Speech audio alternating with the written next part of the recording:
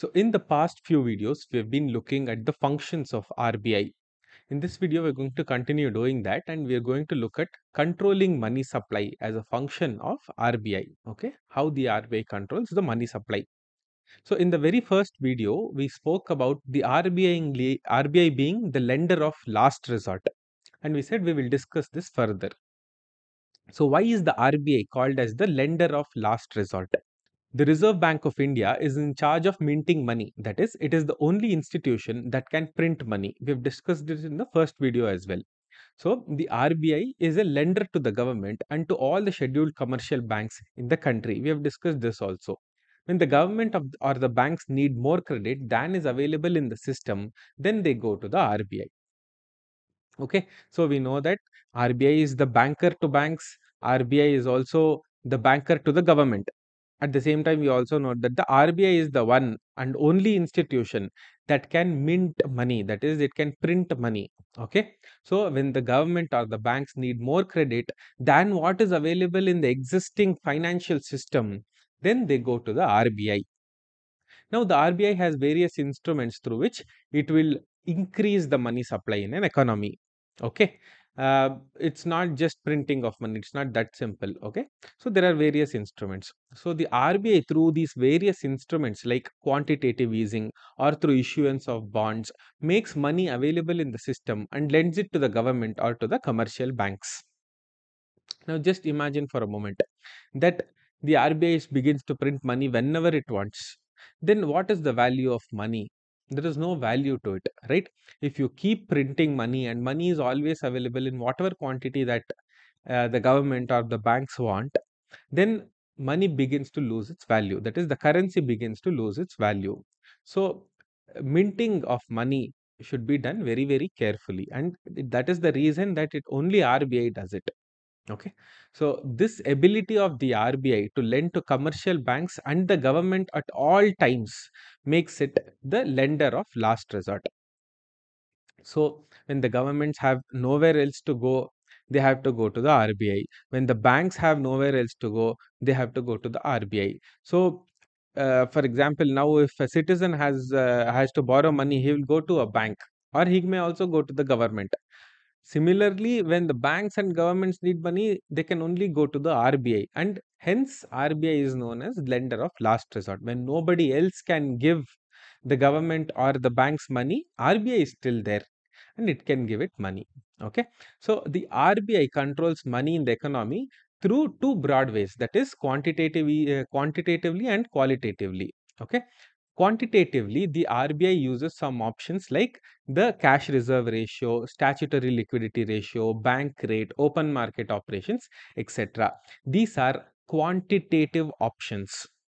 I repeat, the Reserve Bank of India has two broad ways in which it controls the money supply. One is quantitatively, the second one is qualitatively. Quantitative measures include the cash reserve ratio, statutory liquidity ratio, bank rate, open market operations. All of these are used to control the supply of money. Please make sure that you're paying a lot of attention to what we're saying here. For example, in prelims, we have already had questions that say, what is the qualitative, which of these are qualitative approaches to money supply control? So we had these options.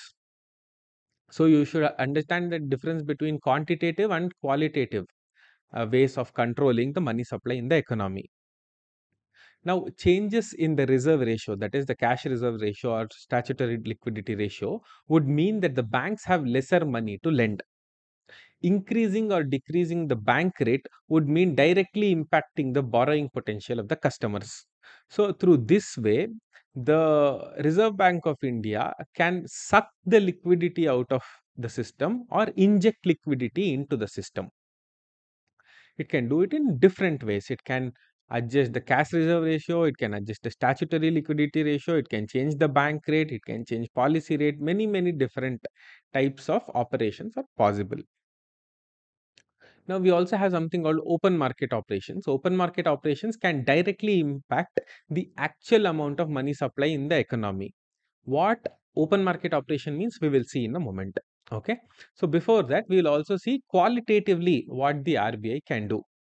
Qualitatively, the RBI can signal the banks to increase lending or decrease it. control the margin requirements of the bank, and through moral persuasion or signaling. So these are the three broad ways in which we can have qualitative control of money supply. So we have seen two broad types of control of money supply, that is quantitative and qualitative. When we saw quantitative, we saw that you could vary the cash reserve ratio, you could vary the statutory liquidity ratio, you could do open market operations, and so on. When we come to qualitative, we say that the RBI can signal the banks to increase or lending to increase lending or to decrease lending. Note that the RBI is only telling the banks to do something. It is not giving money or it is not changing some policy, but it is signaling to the bank saying that, okay, you increase your lending or decrease your lending. At the same time, banks are supposed to keep a certain margin with themselves or with the RBI. For example, when you look at CRR, SLR, that is also one way that they do it. So RBI can control the margin requirements of the bank. If the margin requirements of the bank are increased, then the money supply available for lending goes down, and vice versa. So this is in this way the RBI can also increase or decrease liquidity in the system. The third one, through moral persuasion or signaling. The RBI can tell the banks what to do, or it can just signal. And the banks generally follow what the RBI is telling them.